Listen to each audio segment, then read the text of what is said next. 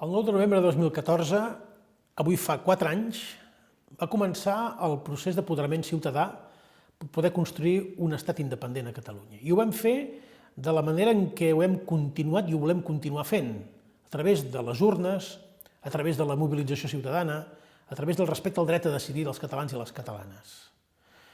Tristament també va començar una altra cosa, de la qual encara avui també en patim les conseqüències, que és la repressió.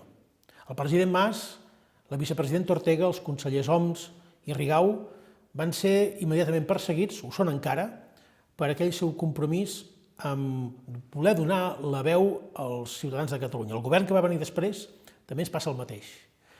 Aspirem a ser els darrers governs que tinguem problemes amb l'estat espanyol per poder exercir la democràcia. I això només depèn de tots nosaltres. El dia 1 d'octubre és fill del 9 de novembre. Totes les nostres victòries són filles d'aquesta mobilització, d'aquest compromís democràtic. Des del record i l'agraïment als qui van fer possible el 9 de novembre, projectem cap al futur l'esperança que la decisió sobre el que hagi de ser els catalans i les catalanes us pertanyerà a vosaltres, a la vostra voluntat, i només a la vostra voluntat.